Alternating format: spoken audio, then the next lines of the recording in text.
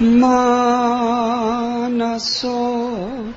deho keho jo kichumo arpiluntu apade nandakisho.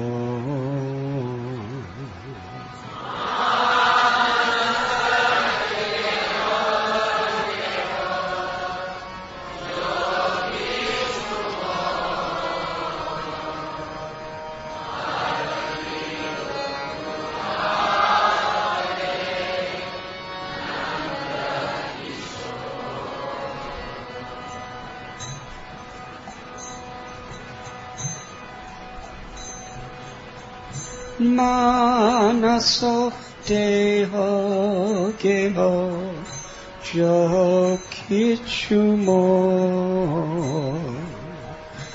arpilutu apade nandakisho.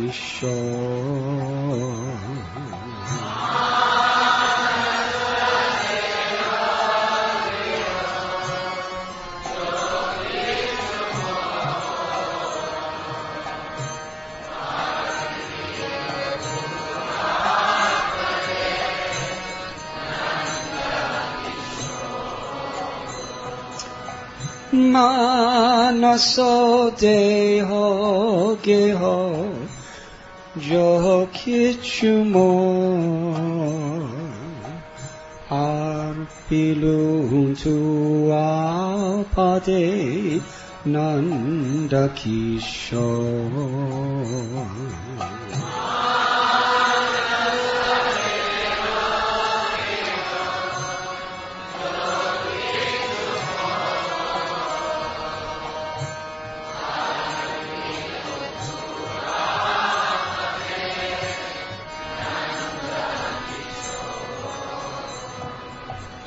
Sampade vipade jivane marane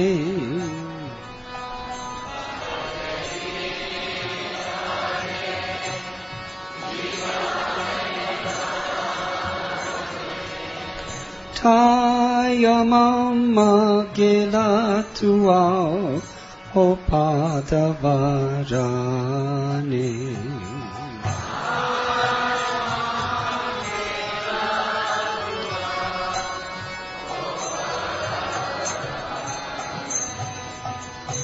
Marobira kobi jo icha toha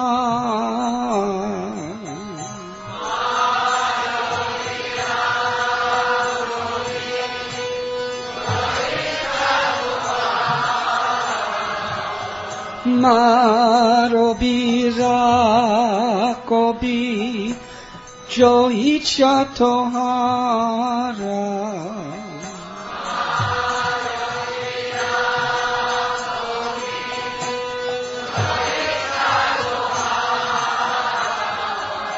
Nityata saprati tuva adhikara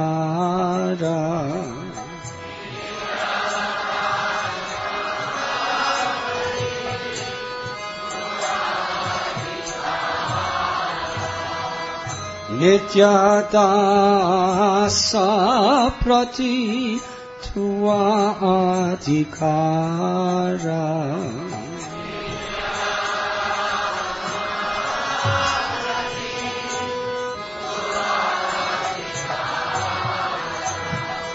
Manaso deho geho jo kichumo arpiluntu apade nandakisho.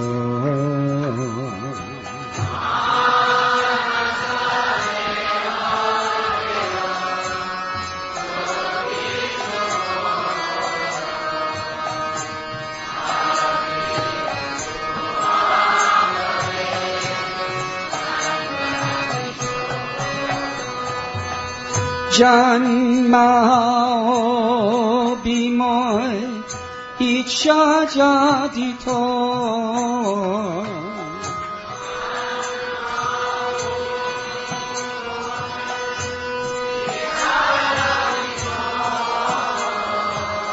Bhakta grihe jani janma mo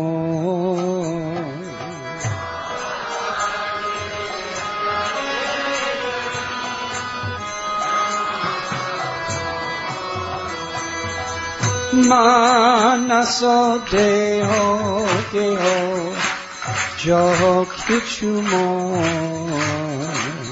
Apilun tu apade Nanda Kishore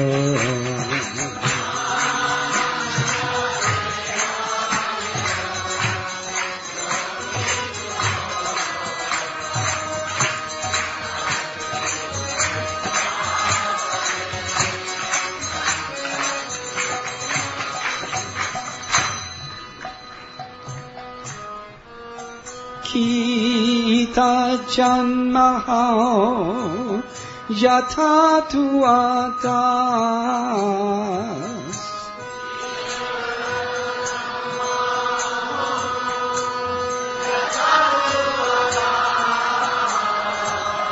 Bahir mukha brahma janme nahiya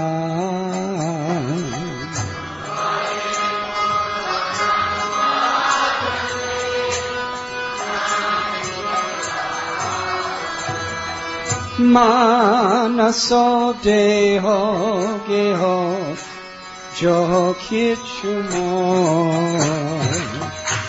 Arpilun tu apade Nanda Kishore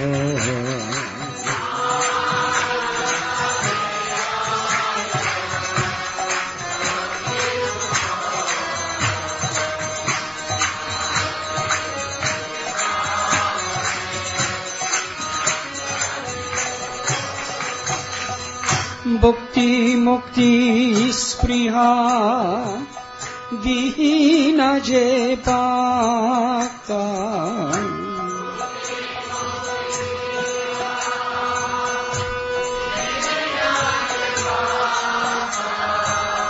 Lobaite tanko sanga anurata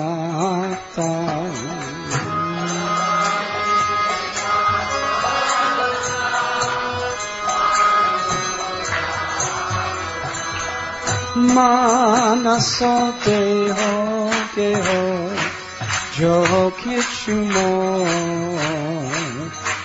Arpilun tu apade Nanda Kishore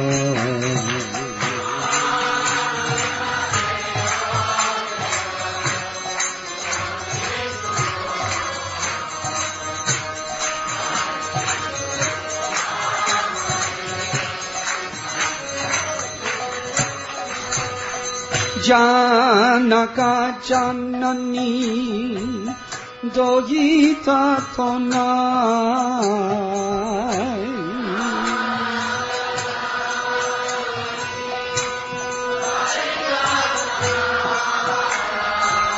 Prabhu Guru Pati Tu Sarvamay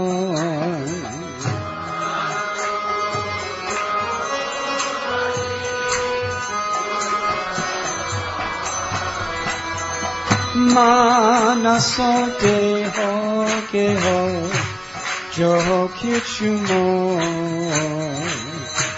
Arpilun tu apade Nanda Kishore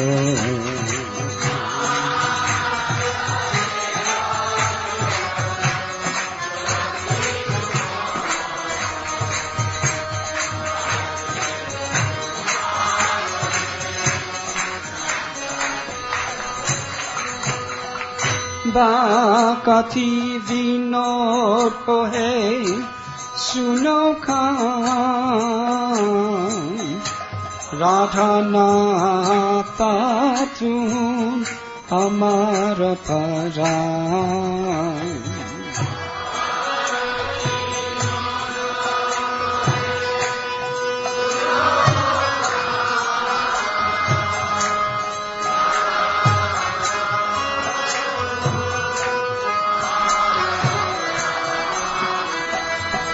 Manaso deho deho jo kichumo harpilum tuapade nanda kishore.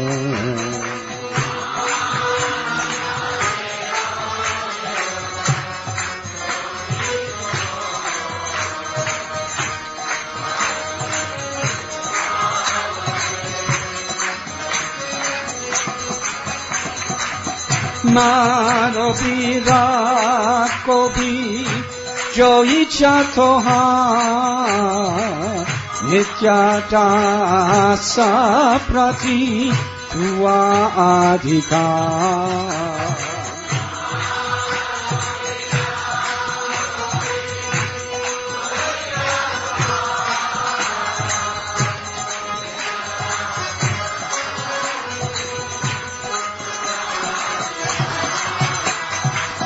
Maro pira kopi jo icha tohara nitya dasa prati tua adhikara.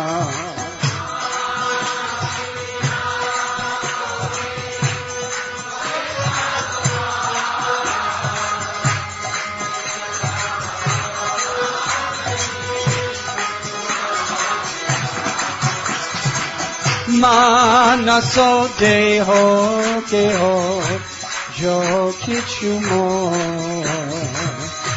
harpilum tuapade nanda kishore.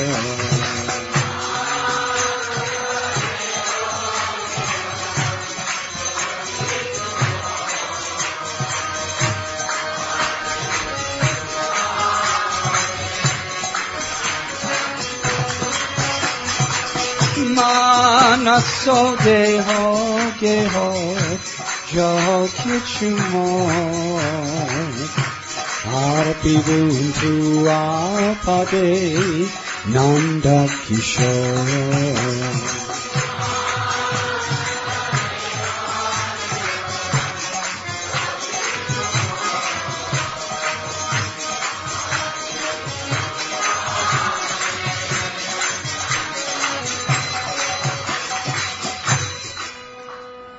Hare Krishna, Krishna Krishna, Hare Hare, Hare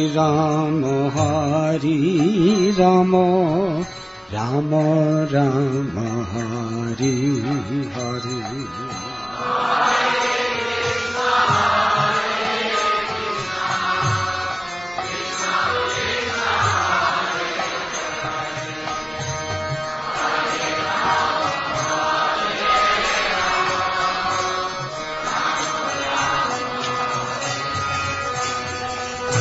Hare Krishna,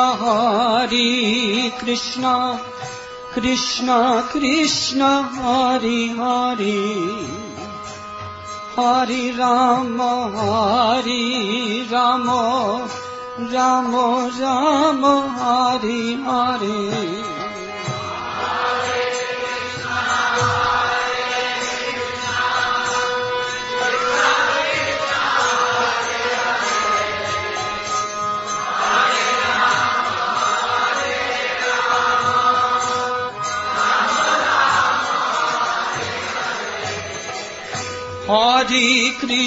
Hare Krishna, Krishna Krishna, Hare Hare, Hare Rama, Rama Rama, Hare Hare.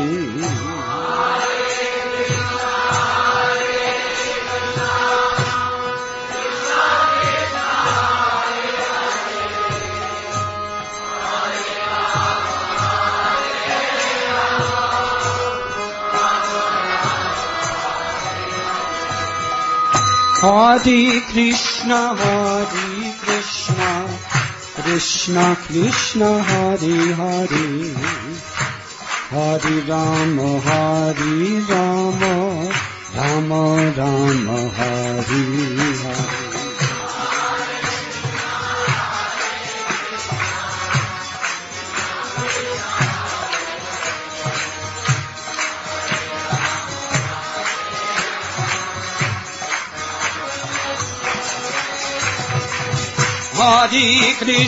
Hare Krishna, Krishna Krishna, Hare Hare, Hare Rama, Rama Rama, Hare Hare.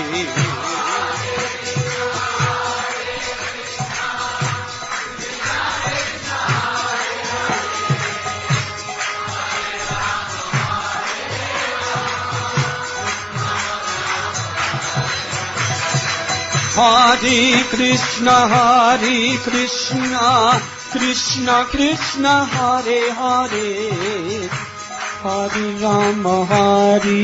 Rama, Rama Rama, Hare Hare.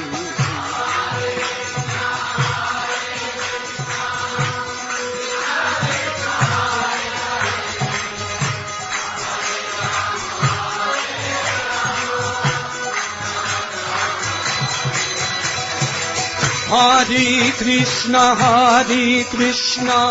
Krishna Krishna, Hare Hare, Hare Rama, Rama Rama, Hare Hare. Everybody, louder please.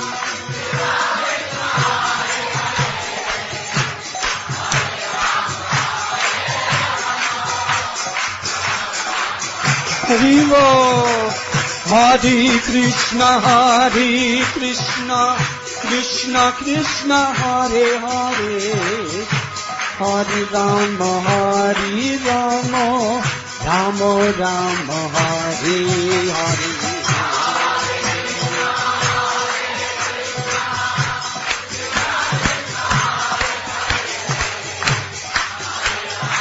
Haribo.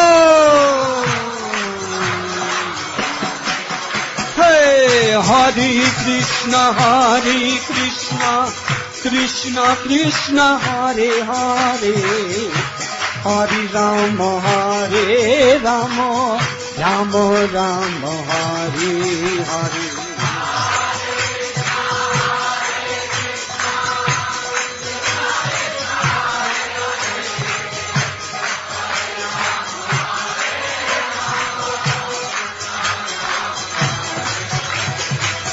Hare Krishna, Krishna Krishna, Hare Hare, Hare Rama, Rama Rama, Hare Hare.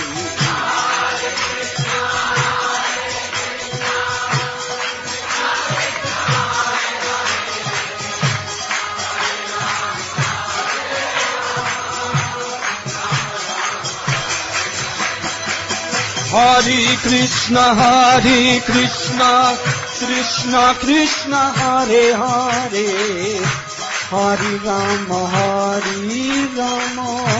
Rama Rama, Hare Hare.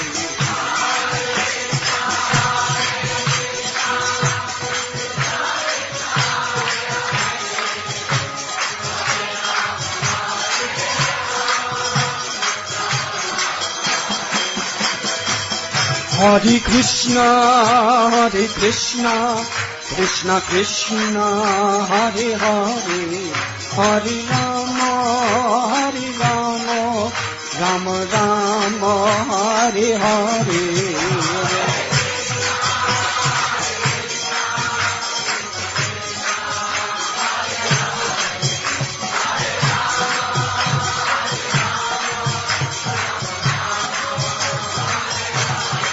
Hare Krishna, Krishna Krishna, Hare Hare, Hare Rama,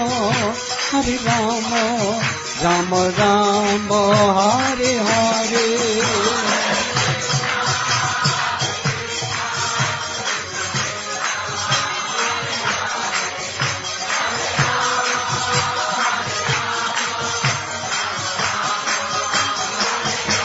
Jai Jai Prabhupada, Prabhupada, Prabhupada, Prabhupada.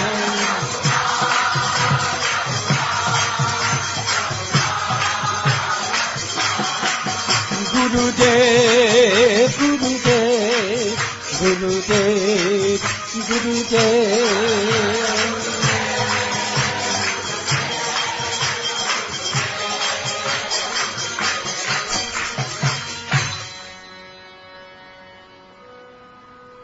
Manaso deho geho jo kichumo arpilum tu pade Nanda Kishore.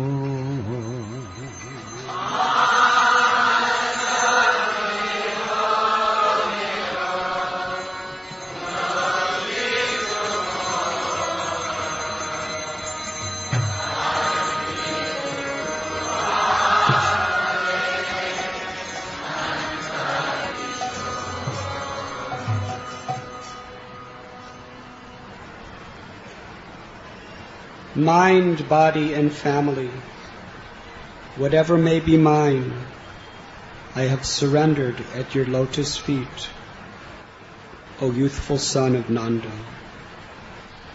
In good fortune or in bad, in life or at death, all my difficulties have disappeared by choosing those feet of yours as my only shelter. Slay me or protect me as you wish, for you are the master of your eternal servant. If it is your will that I be born again, then may it be in the home of your devotee. May I be born again even as a worm, so long as I remain your devotee. I have no desire to be born as a Brahma, averse to you. I yearn for the company of that devotee who is completely devoid of all desire for worldly enjoyment or liberation. Father, mother, lover, son, Lord, preceptor, and husband, you are everything to me. Thakur Bhakti Vinod says, O Kana, please hear me. O Lord of Radha, you are my life and soul.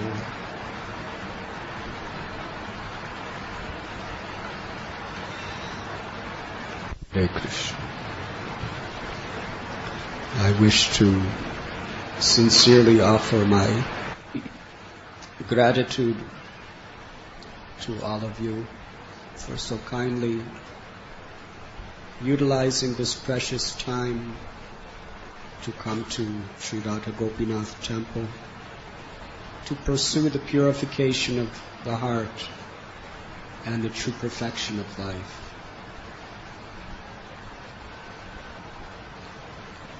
We have sung this deeply meaningful song of Srila Thakur Bhaktivinoda, wherein he is teaching us the practical application of true surrender to the mercy of the Lord. He is offering his body, mind, home, wealth, life, family, everything in the service of the Lord. He is not concerned with either good fortune or bad fortune, or even life or death. For all difficulties disappear by choosing to take shelter of the Lord's lotus feet. Slay me or protect me as you wish, for you are the master and I am your eternal servant.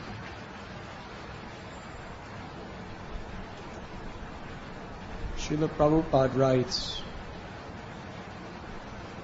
in the Krishna, the Supreme Personality of Godhead book,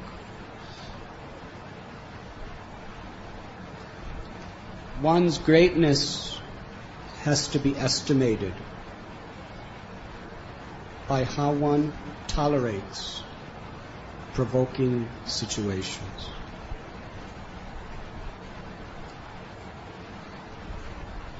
This is a very, very profound statement of Srila Prabhupada that gives us a true perspective of who is great. Not one who has beautiful bodily features, not one who can perform excellent dramatic performances or sing melodiously with a very enchanting voice. Greatness is not to be estimated by one's money, influence, or power.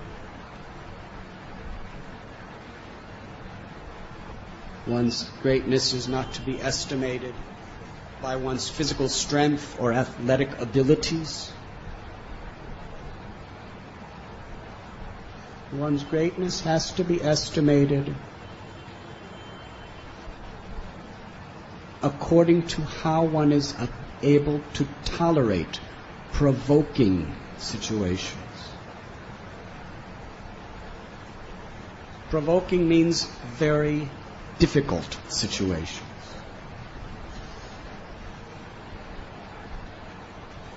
It was by this criteria that Bhrigu Muni came to the conclusion that Krishna or Vishnu is the Supreme Personality of Godhead. Srimad Bhagavatam explains the story that on the banks of the river Saraswati, great self-realized, learned, and austere sages were meeting together, discussing the Puranas. Some of the Puranas describe Brahma as the greatest, others as Shiva as the greatest, and others as Vishnu as the greatest. Because the different Puranas are for different levels of consciousness according to particular types of people's conditionings.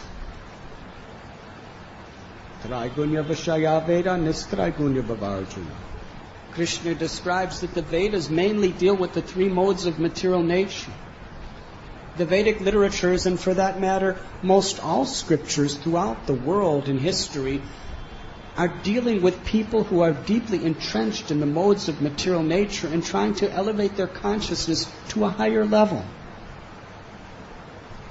But ultimately, what is the essence? What is the perfection? What is the goal that all the scriptures are describing? Very few people understand or pursue that. So who is actually the greatest? Brahma, Vishnu, or Shiva? Amongst them, they decided the most qualified of all, the mind-born son of Brahma, Bhrigu Muni, should test them and bring to them his final conclusion. Bhrigu Muni, he knew how to test someone's greatness by provoking them to see if they get angry. Hare Krishna. So first he went to Lord Brahma in Brahma Loka. Now Bhrigu Muni is the son of Brahma. It is the etiquette in any civilized society that when a son comes before the father, especially after being away for a long time, he offers respects and speaks words of praise. So Brahma was so happy to see Bhrigu Muni. And he explained how happy he was to see, "My son, you have come." Bhrigu Muni stood there like a statue, did not offer any respect, did not speak a single word. Lord Brahma, seeing the offensive mentality of his son, who he trained so well, he became overcome with anger. He was fuming inside. But because of the power of Brahma's discrimination, he somehow or other justified, this is my son. Whatever offense he makes, I must tolerate it. But he was very angry. It is explained by the Acharyas how Brahma was able to somehow or other control himself from attacking Bhrigu Muni. That just as water evolves from the element of fire, that same water is what is used to extinguish fire. So similarly, Bhrigu Muni was his son.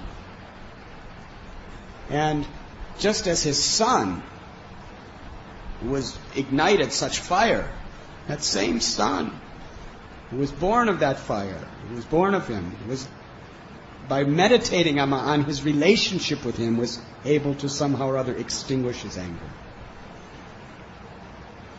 So as far as Bhrigu Muni was concerned, his father Brahma failed the test, because he was visibly angry as anything.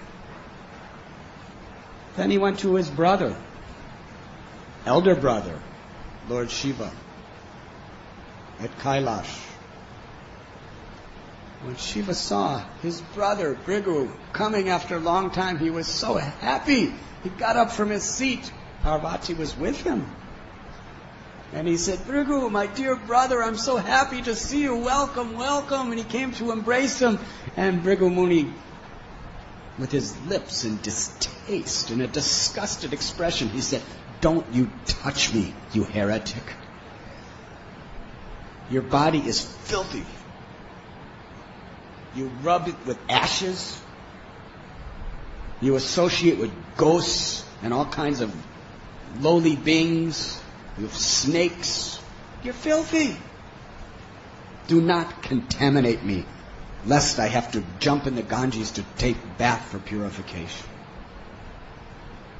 When Shiva heard these insulting words right in front of his wife, he became very upset. His eyes became like coals. He picked up his trident to punish Bhrigu.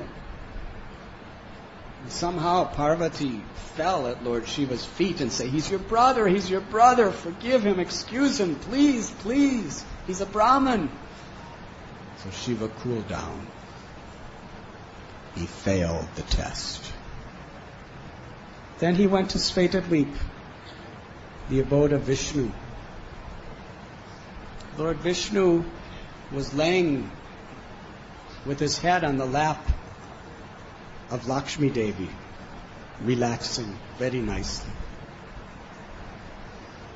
Bhrigu Muni just ran right into the room, ran right in, with no announcement, and with his foot kicked Vishnu right in the chest. Lord Vishnu immediately got up and offered Bhrigu Muni his own throne to sit on. Then he washed his feet.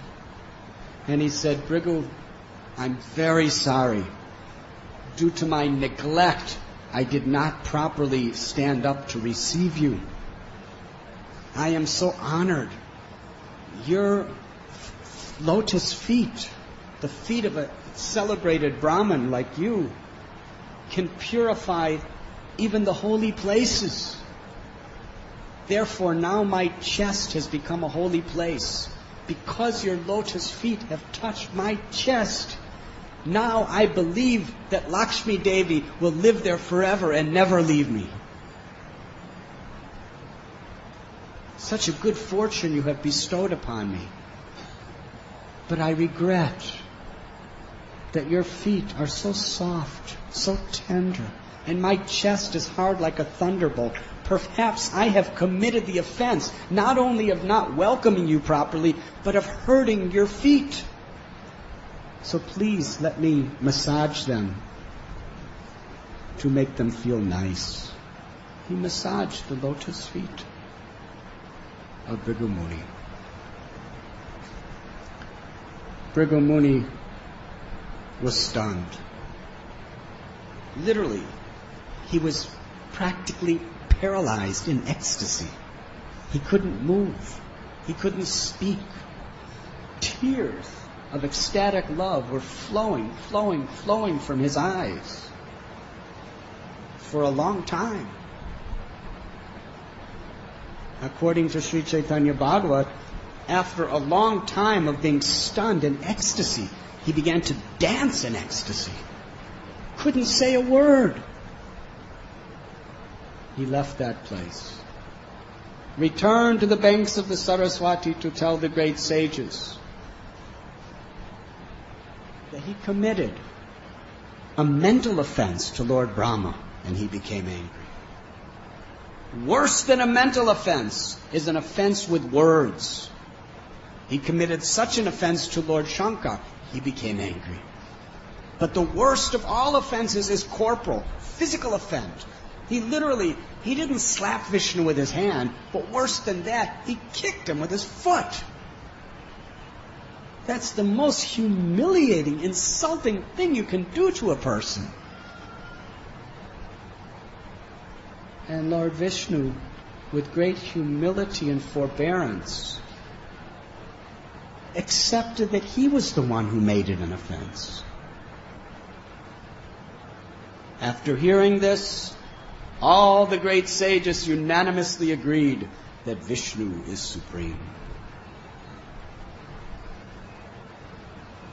That if one takes shelter of Vishnu, one can find supreme peace, because Vishnu is the reservoir of supreme peace. The essence of all religions is to take shelter of the Supreme Personality of God. Bhoktaram, the Bhagavad Gita verse,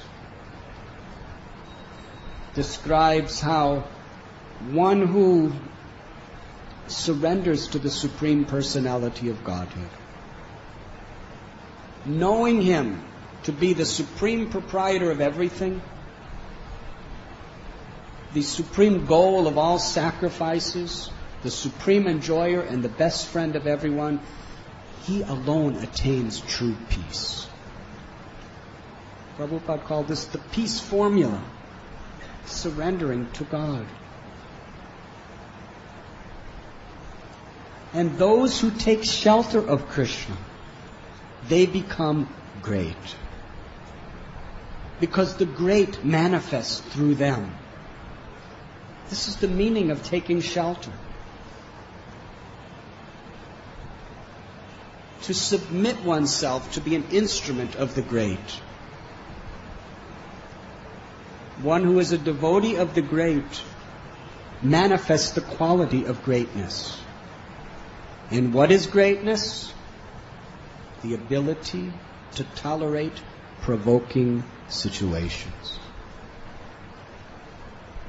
Srila Prabhupada gives the example that a small fire can be blown out by even a slight, gentle breeze. But the supreme of all fire, the sun, even the most powerful hurricane cannot even slightly move the sun from its position. Therefore, the sun is great. The candle is not.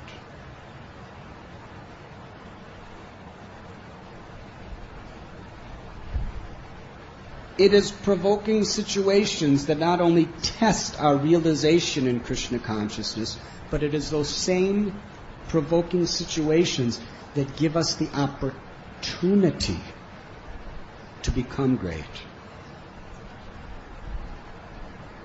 And we find in the Holy Scriptures, this is a continuous theme. The graphic difference between a great person and a person who is not great. Especially in regard to the enemy of anger.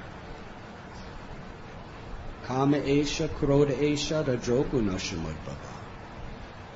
Krishna explains in Bhagavad Gita that the great symbol of sin is lust. When there is lust within the heart, it is transformed into wrath. Lust means the desire to enjoy. There is gross enjoyment and subtle enjoyment. When a provoking situation really is that which interferes with our desire to enjoy. Either enjoy the facilities of this world through our senses, or to enjoy profit, adoration, or distinction.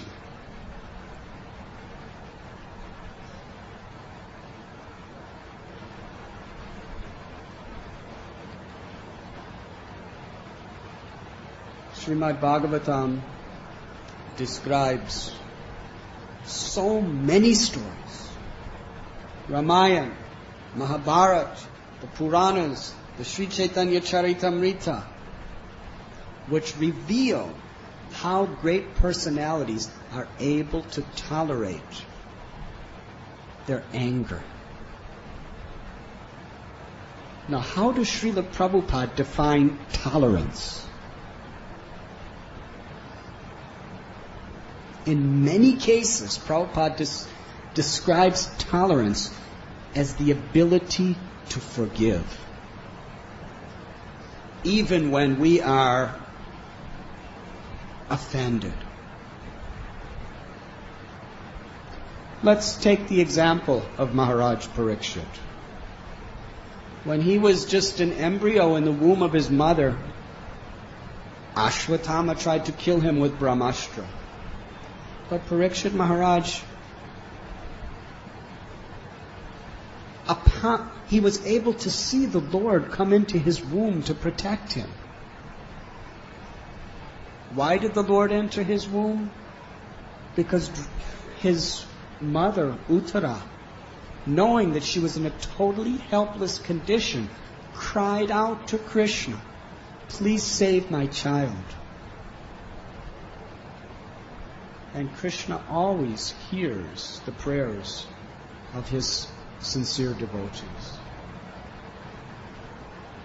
And actually, it is only for that reason any of us have been allowed to have Krishna in our lives.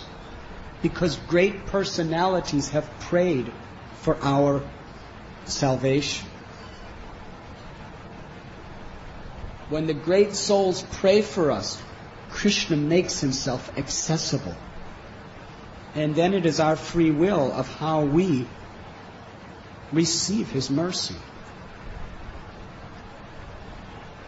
From that time, Parikshit Maharaj knew that Krishna is my protector.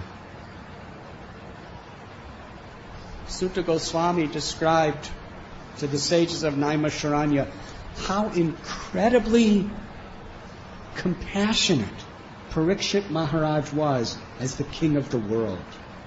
And his super glorious deeds. They wanted to know more and more and more about this great king. So Sutta Goswami explains the greatness and how he left this world. One day, King Parikshit was on an excursion in the forest. And something happened to him that never happened before. He was attacked with unbearable thirst. Some of you may know what it is like when you have unbearable thirst. You'll give anything for a little water.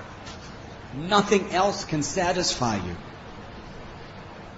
If someone gives you ornaments, nice car, beautiful garments, a throne to sit on, beautiful people to associate with. It cannot touch your heart as long as you're just suffering thirst. You must have water. You can't enjoy anything else until you attain water. So Parikshit Maharaj was hunting for water. He came to the hermitage of the great sage Samik Rishi, who was sitting in a state of samadhi, meditating on the Lord. Parikshit Maharaj asked him for water. Now, Samik Rishi was a Brahmin, but Parikshit Maharaj is the emperor of the entire planet Earth. There should have been, by natural etiquette, at least an offering of a sitting place and water. But Samik Rishi was so much in another world of meditation, he did not take note that the king had come. So King Parikshit was overcome by the Yoga Maya potency of the Lord. Although he was such a tolerant and great person who could control all of his mind and senses to a perfect degree, somehow or other, the Lord covered him over and put a little bit of desire within his heart to avenge the Rishi. As he was leaving the house with his bow, he picked up a dead serpent and placed it on the shoulder of Samik Rishi. Very, very tiny offense. And he left. But because he was a great king, as the Yoga Maya potency of the Lord kind of wore off, King Parikshit felt terribly guilty. What have I done? Why have I done this?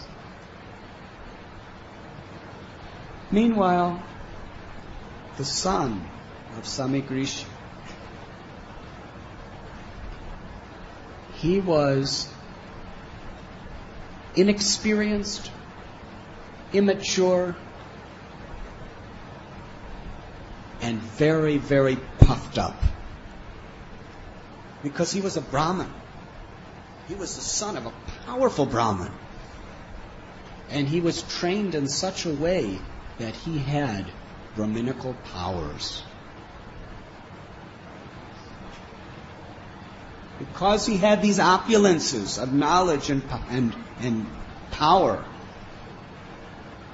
he became proud. Kali had already been punished and subdued by Maharaj Parikshit. He was looking for some way to overcome the earth. But there was no possibility. The only places Parikshit Maharaj gave him to rule was where there was illicit sex, intoxication, gambling, and meat eating, or where there was too much hoarding of wealth. But Parikshit Maharaj was such a pure devotee and such a wonderful example. He was like the father of all human society. Therefore, there was no such illicit activities. Therefore, Kali was stranded without any powers to affect anyone. But he saw in this little boy, Shringi, false pride. Proud of his knowledge and his powers. Kali understood, this is the way I will enter into this little crack, and through this crack I will conquer the world.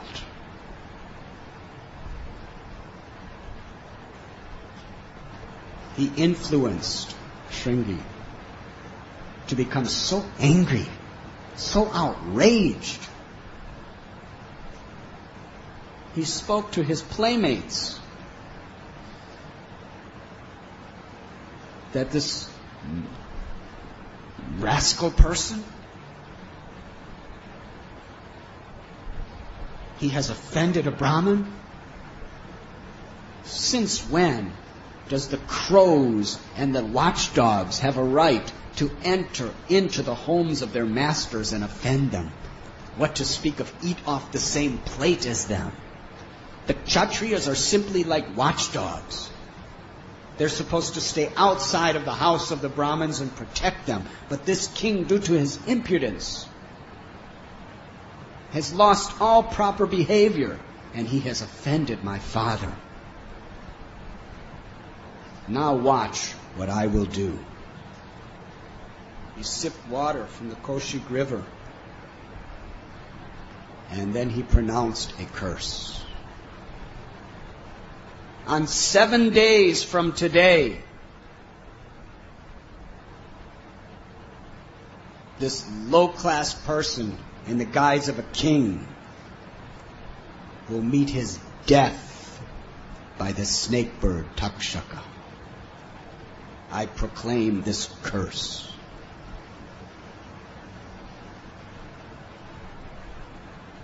Then the child went back to his father, and he was crying. He was a victim of Kali. He was crying because he really didn't know whether he did the right thing or not. But it was done. His father, hearing his little son crying, came out of samadhi. He saw the snake on his shoulder and didn't think anything of it, just pushed it off. And asked his son, what is causing pain to your heart? His son told what had happened. Swami Rishi was overwhelmed with grief. Such a little offense didn't mean anything, putting a snake on someone's shoulder.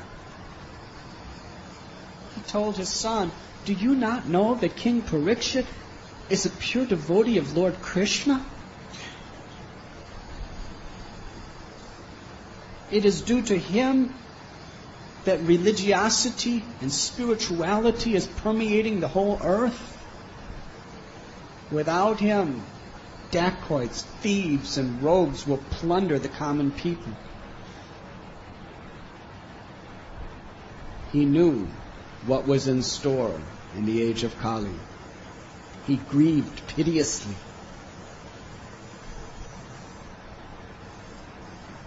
And then he prayed.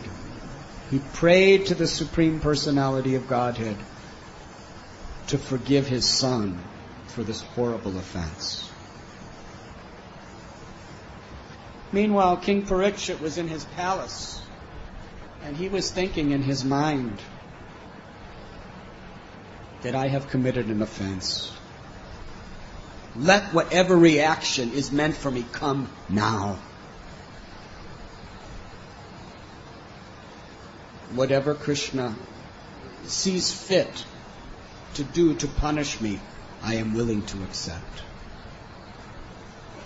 Then he got the message from Swami Rishi that he was cursed to die in 7 days. Maharaj Parikshit accepted this as good news.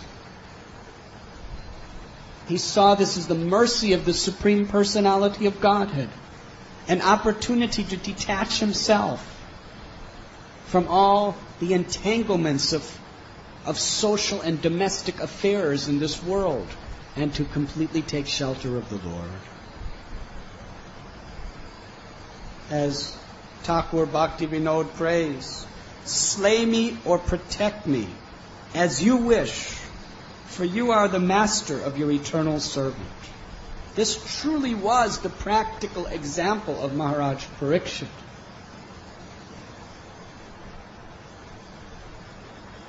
He left his home and sat on the banks of the Ganges to meditate on the Supreme Personality of Godhead, fasting until death. Seeing the great king with such a grateful heart, Actually, King Parikshit was thinking of going back to Samik Rishi to beg forgiveness. But he knew Samik Rishi was suffering so much due to the activities of his son. If he were to face him, it would only cause more pain to the great sage. So out of etiquette, he went directly to the Ganges. Great sages and rishis from all over, they all came to assemble there. They wanted to be there to serve the king till that last moment. King Parikshit humbly bowed down to each of the sages and Brahmins as they appeared. And to each one, he presented what was his decision. I have vowed to fast till death, simply hearing the glories of the Supreme Personality of Godhead. Do I have your blessings? Is this the right thing for me to do? Although he was king of the world, he had no pride. He knew that any decision is not auspicious without the confirmation and blessings of great souls. He would not act independently.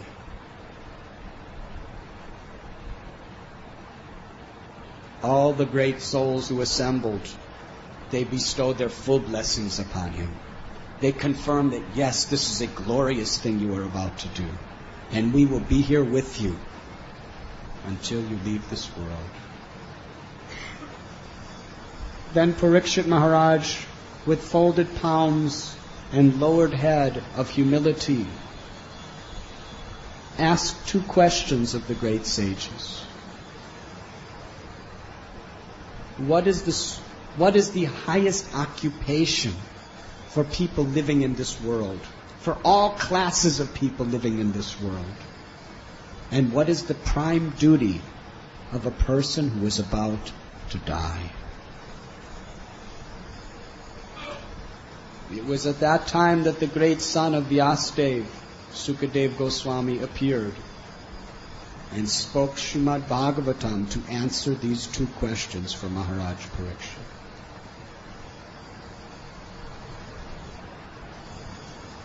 An example.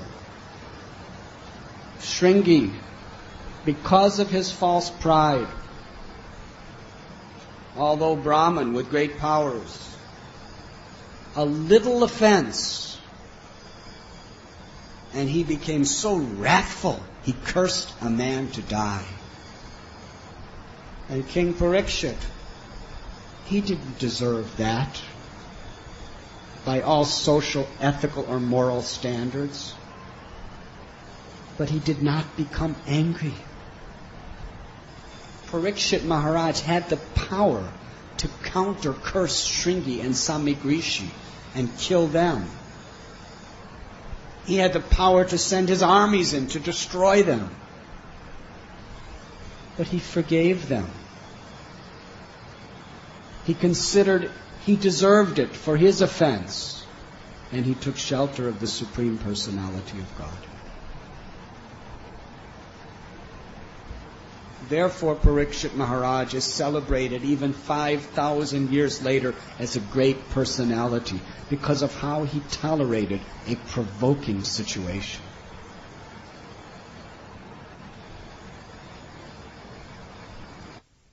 The story of Ambarish Maharaj. He didn't even commit an offense to Durvasa Muni.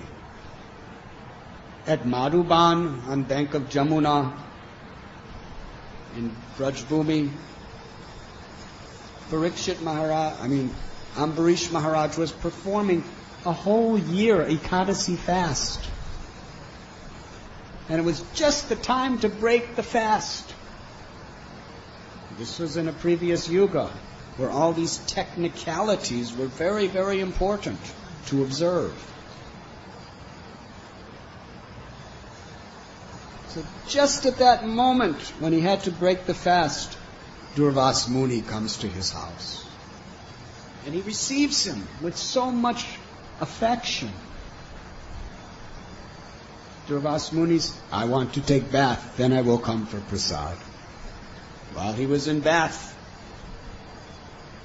the Brahmins told Ambarish, if you don't break your fast now, all the good effects for yourself and for the whole world will be nullified. So with their permission, he took little Charanamrit, a drop of water that washed the feet of the Lord. Because according to the scriptures, drinking Charanamrit is simultaneously breaking fast and not breaking fast. He took a drop of Charanamrit. Durvas Muni, so powerful, he knew it. How did he know? He was such an accomplished yogi. But due to some pride in his heart, he was outraged. He drank Charanamrit before feeding me? Directly, with thunderous anger, he approached Ambarish and began to blaspheme him with horrible words, then created a monstrous fiery demon to kill Ambarish. Ambarish Maharaj did not even try to defend himself.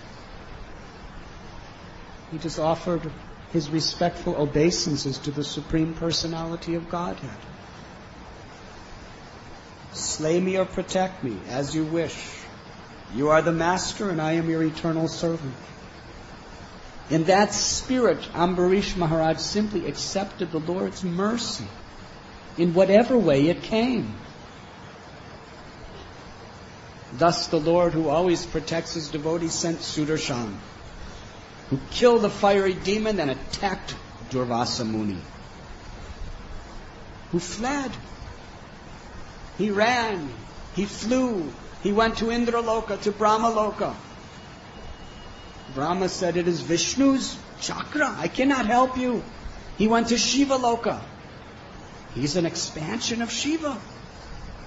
Shiva said, it is Vishnu's chakra, I cannot help you. He went to Vaikuntha Loka. That was his power. And Vishnu said, you offended my devotee, I cannot help you. My devotees have given their lives to me, therefore I give my life to my devotees. My devotee is always thinking of me, I'm always thinking of my devotee. My devotee sacrifices everything for me, I will sacrifice everything for my devotee. Your only salvation is to fall at the feet and get the mercy of Ambarish.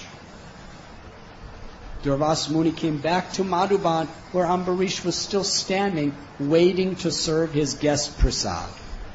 1 full year had passed. He did not eat anything that whole year because his guest had not yet eaten his prasad.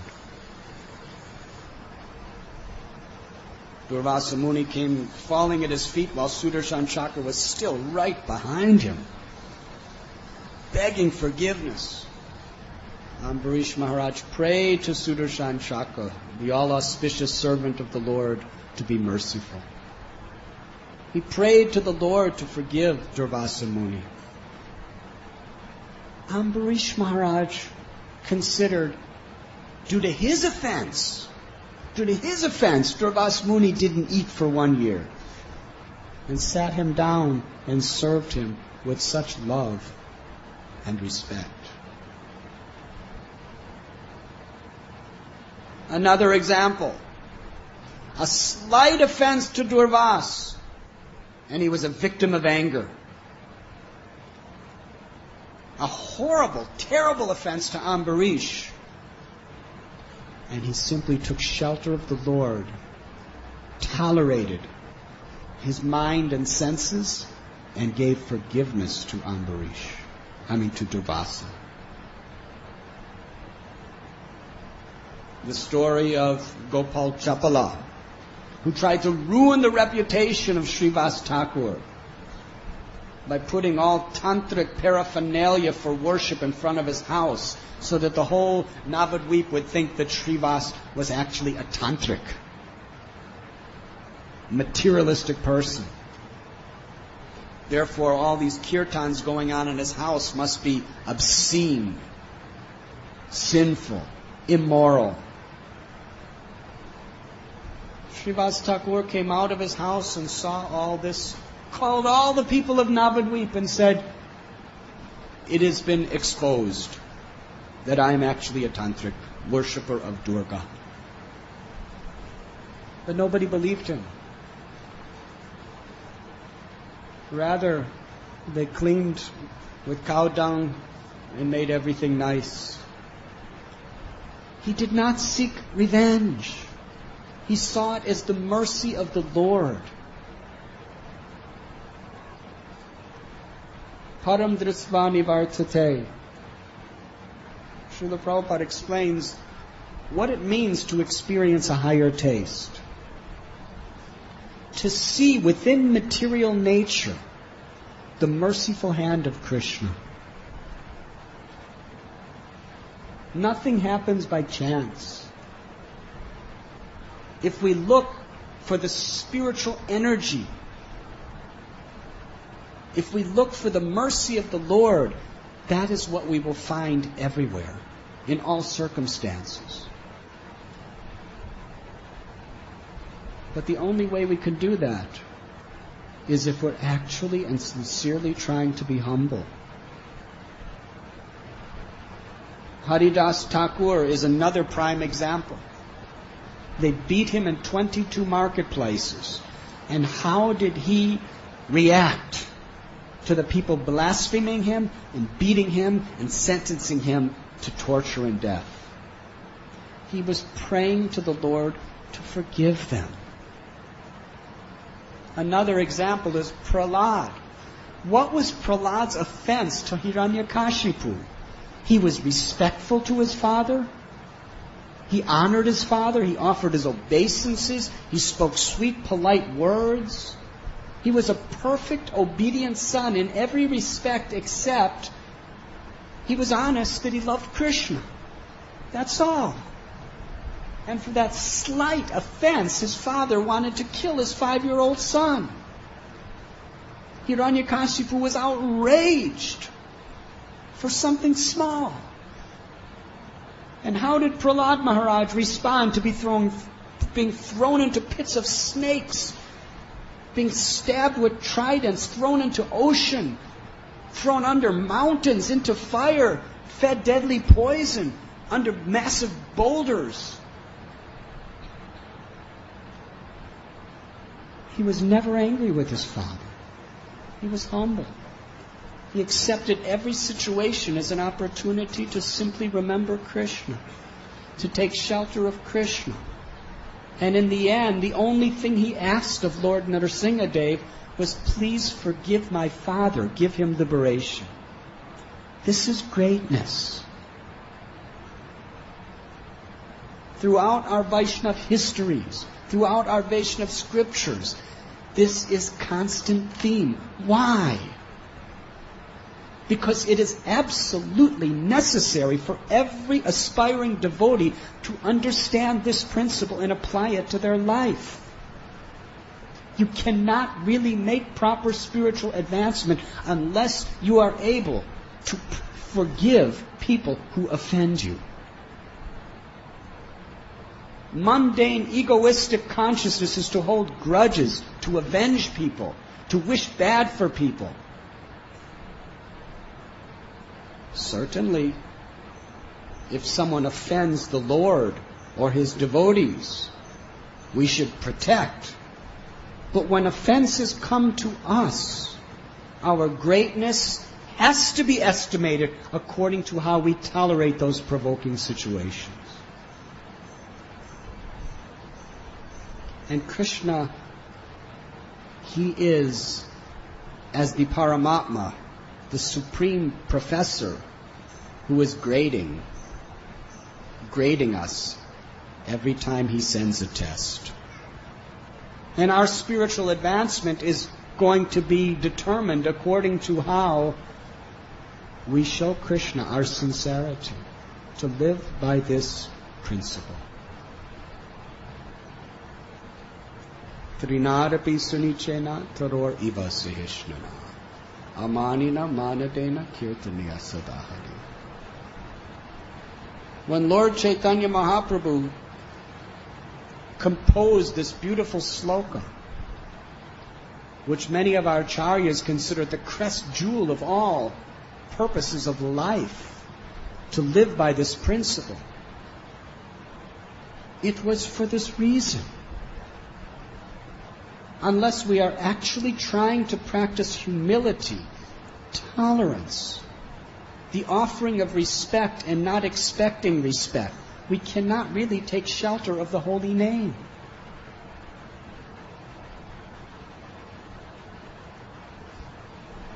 Therefore, we should estimate greatness according to this principle, not simply external appearances. Lust is also a provoking situation. Haridas Thakur was presented all the enjoyments of this world by Maya Devi herself in the form of a beautiful woman. But he tolerated that provoking situation. He maintained the sanctity of his vows. He took shelter of Krishna in his holy name. Therefore, he is considered a great personality.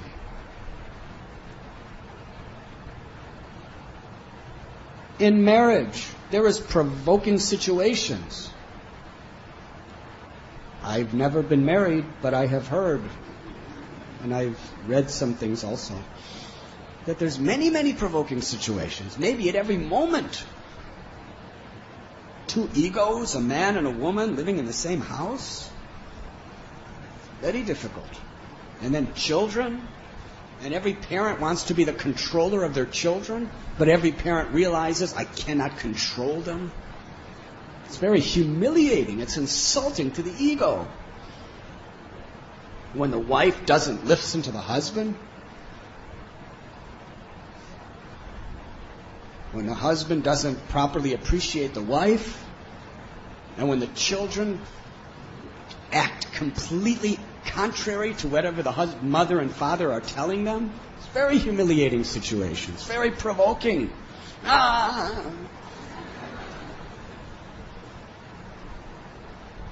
What is your greatness? How you can tolerate those provoking situations. And today, there's so little greatness on any level in this world. What to speak of spiritually, but even moral.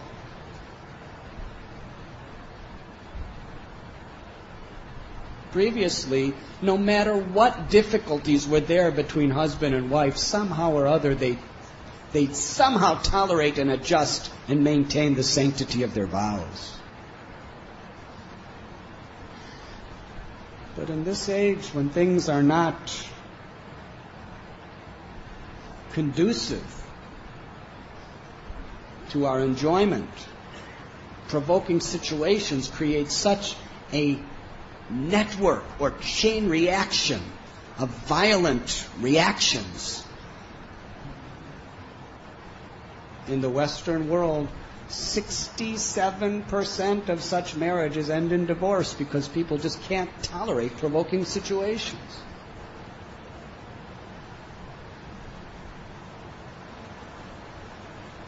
Tolerance means to be forbearing and to be forgiving. Tolerance means to maintain the sanctity of our vows, to maintain the sanctity of our morality, to maintain the sanctity of our faith under any situation. And the more we're tested, the greater the opportunity there is to make spiritual progress.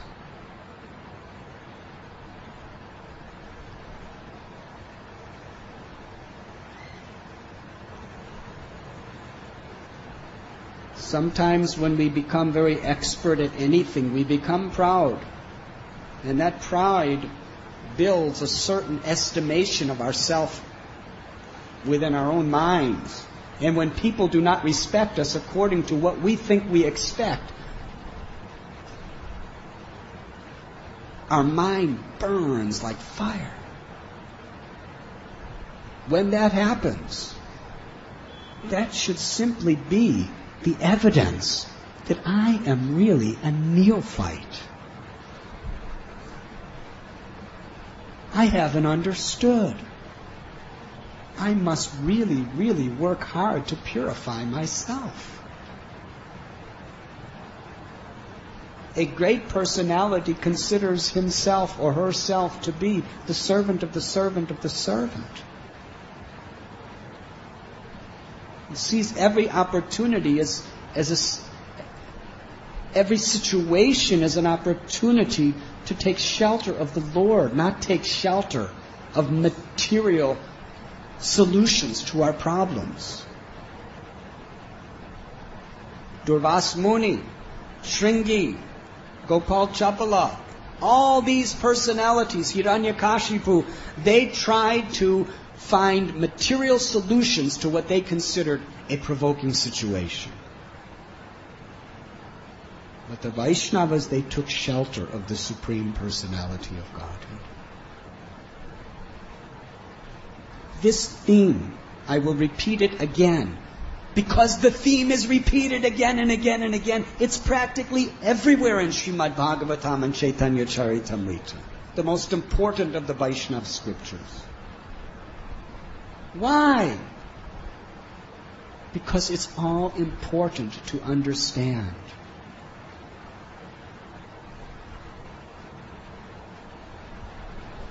Making spiritual progress is like fighting a battle against Maya. And there's going to be so many battles that come before us in this war. And we must learn to be prepared for each battle. And winning the battle means acting with integrity and taking shelter of Krishna. Losing the battle means forsaking our integrity and taking shelter of the mind and senses. Taking shelter of lower tendencies. The materialistic people, they will think that victory is conquering over another person, getting the best above someone else. But a devotee understands that really has nothing to do with victory. Victory is pleasing Krishna. And that means preserving the faith and the integrity of our ideals and acting with self-control, forgiveness, and tolerance. Therefore, we must arm ourselves with Krishna's mercy so that when these storms come upon us, we can find shelter. And that comes by associating with devotees who are sincerely aspiring for these virtues. By reading the Holy Scriptures about the great personalities, how they act, how they react, how they pray, how they take shelter. That is my aspiration. And then when situations come upon our life, we follow in the footsteps of the great souls. Because we know who is great and what is great. We must learn to take shelter of the Lord. That comes through chanting the holy names regularly and offering prayers. The story of Gajendra. He was big, powerful king of the jungle. He was put in a provoking situation. This insignificant little crocodile, if it was in the land, he could have stomped the head of that crocodile and killed it within a second. Huh? Yes, he saw that crocodile. finished. If he bit him with one leg, he would have crushed him with the other. But in the water, he couldn't do that.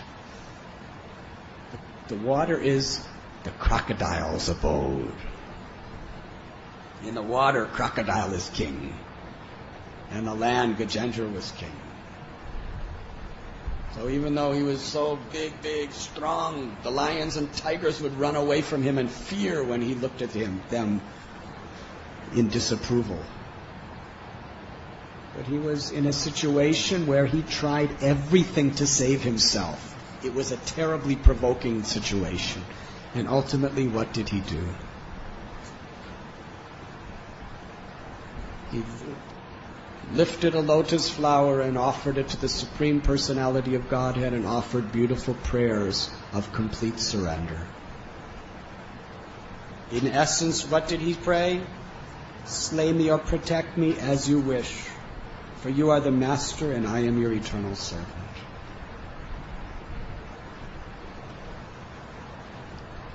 Every day we sit down to chant japa. Every day we come to pray and worship the deity. We are practicing to take shelter of the Lord. We are practicing to take shelter of the name of the Lord. Bhaktivinoda Thakur, in another prayer, he tells us that I have seen and considered all the worlds, and my conclusion is, Krishna, your name is my only salvation.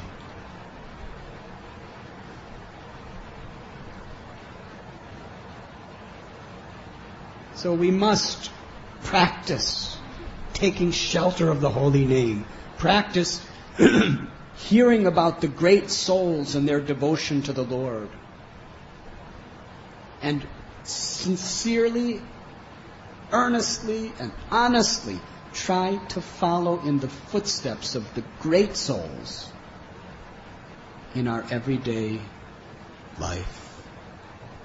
Even in the most ordinary, typical situations that come for us in life, we should be trying to follow in the footsteps of great souls. That is how we become great in the eyes of God. And then when the tests come, and they will come, when we are provoked with greed,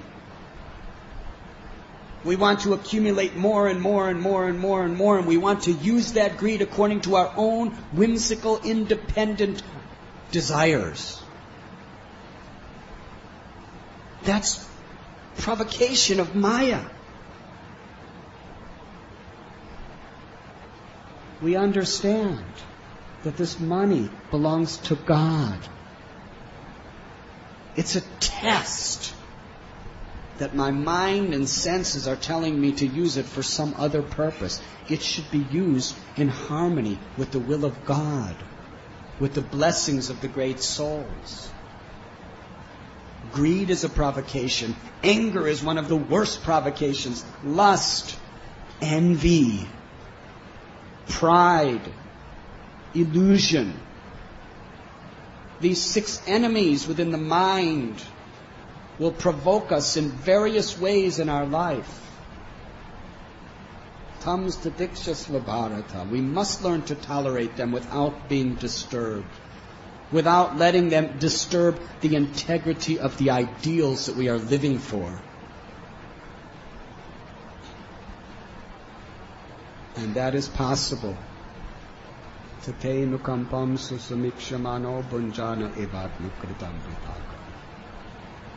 when the tests come into our life with folded hands, we gratefully accept them as the mercy of the Lord and thank Krishna.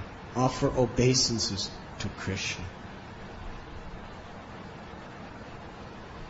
Recently I was in Italy, and one nice lady, she was there. She's dying of severe cancer. It's already spread all over her body.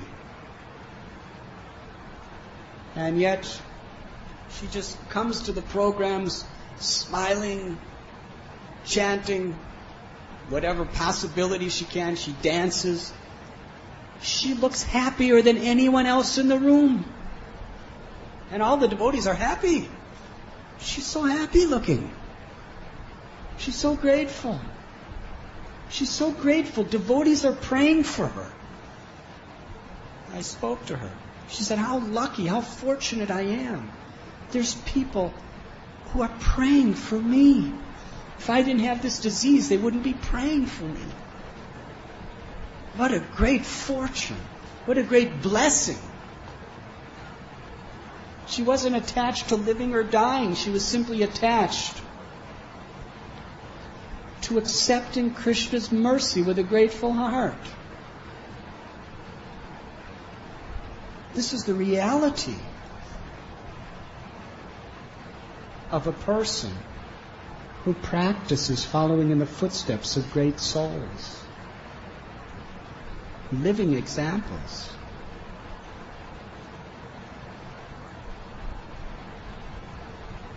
So let us try to follow in the footsteps of those who are great. And remember Prabhupada's definition of greatness. Please repeat after me. One's greatness has to be estimated by one's ability to tolerate provoking situations.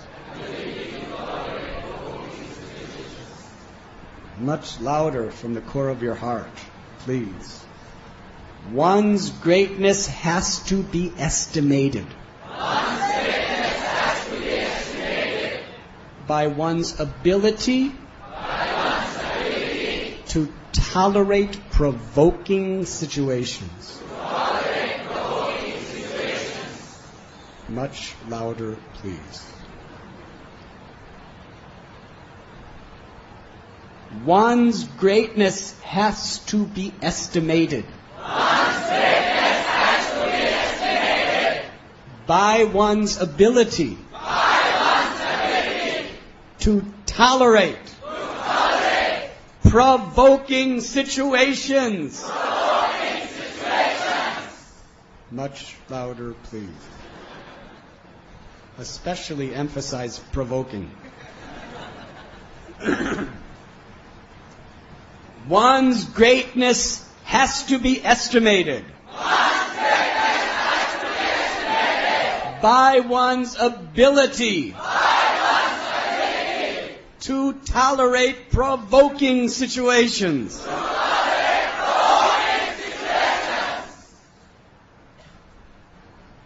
Thank you very much.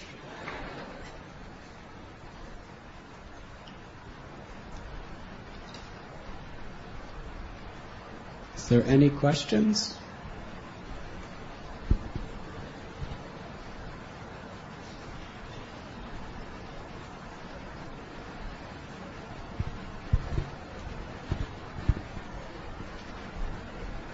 Thank you, Maharaj, for a wonderful class. At a practical level, when we are engaging in some service and we have to organize or conduct some event, and many things have to be done at a short time, and many devotees have to be engaged in service. And so in such cases, because the pressure is very high, and considering the consequences of what will happen if there is a mistake, so sometimes one may flare up when something doesn't happen as you have told someone to do, and so many other devotees will be affected by that.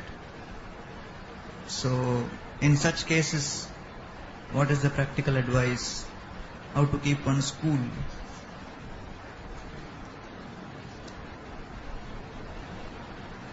Your question is a provoking situation.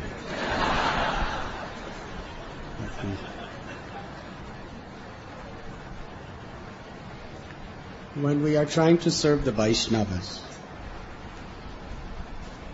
and we become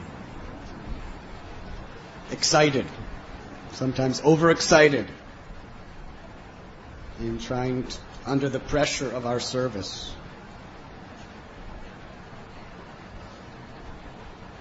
That is not a serious offense. If we are intentionally trying to harm someone, if we are intentionally trying to ridicule or minimize a person's position in the eyes of others, that is offensive.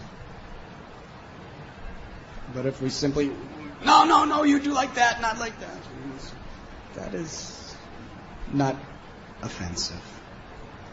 However, if you hurt somebody's heart by doing it, then you should ask forgiveness.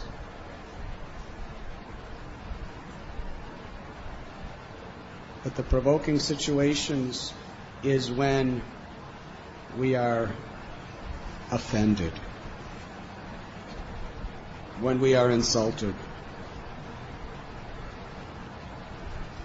or when lust, envy, anger, greed, pride, or illusion comes upon us. Sometimes in the service of others, we may act in an excited way.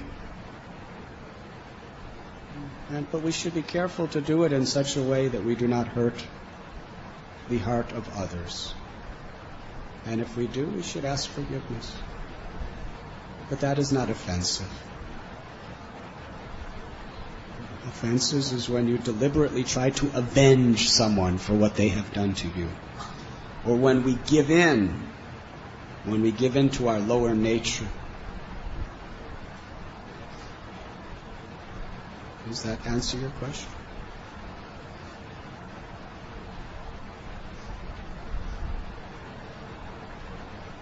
We will have Sankirtan at this time.